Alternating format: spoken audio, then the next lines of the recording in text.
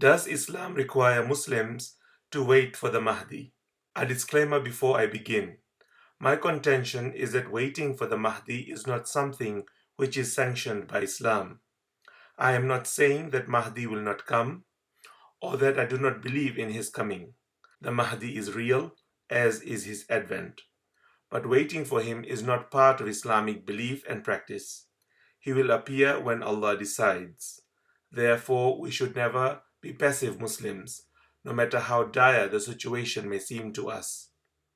Allah says in Surah Ar-Ra'd, "Verily, Allah will not change the condition of a people as long as they do not change their state themselves." And again in Surah Al-Anfal, Allah will never change a grace which He bestowed on a people until they change what is in themselves. This specifically guides us to believe that Allah does not accept indifference and wants us to be proactive as Muslims. So no, we cannot wait for al-Mahdi to come and solve our current or future problems. Allah asks us in Surah Al-Baqarah, "Do you admonish others to do good and forget this yourselves?"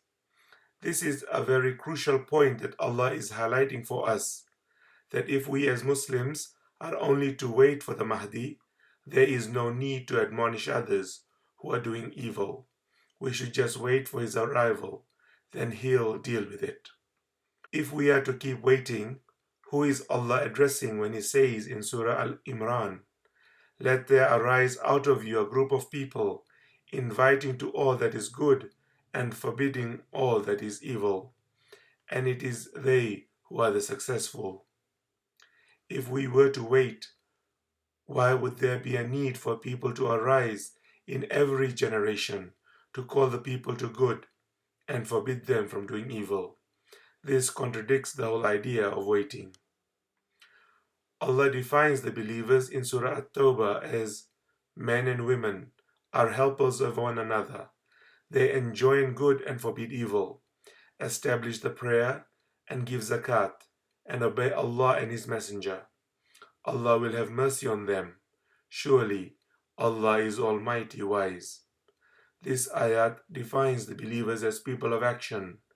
Nowhere is waiting a characteristic of a believer.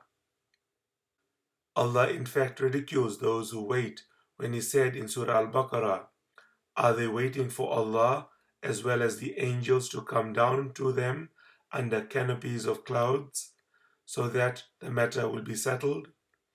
And again in Surah Al-An'am, "Are they waiting for the angels or your Lord to come down to them, or for some of your Lord's signs to come?" Here, of course, Allah is addressing the disbelievers and their continuous demand for miracles. But if you really analyze the act of waiting for the Mahdi, isn't it the same? Isn't it waiting for some supernatural event to occur, some miracle to confirm your Iman? I see no difference in those Allah addresses here and those Muslims who have decided to wait like the disbelievers of old. Waiting is also a characteristic of the hypocrites, as Allah says about them in Surah An-Nisa, "Those who wait and watch about you, if you gain a victory from Allah, they say, 'Were we not with you?' But if the disbelievers gain a victory, they say to them, 'Did we not help you win and protect you from the believers?'" So again, waiting only leads to weakness in Iman and hypocrisy, as those waiting for the Mahdi are only looking for victory. Thus, people will follow any person who claims to be the Mahdi as long as he gives them victory. Waiting in the Quran is mainly used in a negative sense, where Allah uses sarcasm to reply to the disbelievers who wish to wait for Allah's punishment or decision about a certain matter, or for the final hour. Yet another reason why we should not follow in the footsteps of those who disbelieved and only waited for their own doom. It must also be mentioned that waiting for Imam Mahdi comes from despair and hopelessness. It suggests that unless he comes, we are all doomed. we cannot do anything, we are hopeless, and that for us to act, we must be special like him. This is simply not true. Allah admonishes us by saying in Surah Yusuf, "Certainly, no one despairs of Allah's mercy except the people who disbelieve." And again in Surah Al-Hijr, "So be not of the despairing." And also when Ibrahim alayhi said in Surah Al-Hijr, "And who despairs of the mercy of his Lord except those who are astray?" About the trials and tribulations we are suffering today, Allah says in Surah Al-Imran, "Do you suppose that you would enter the garden without Allah knowing those among you who would strive hard for His cause and endure fortitude?" Here we must not confuse patience and fortitude with waiting, because Allah commands us to action first, before asking us to be patient.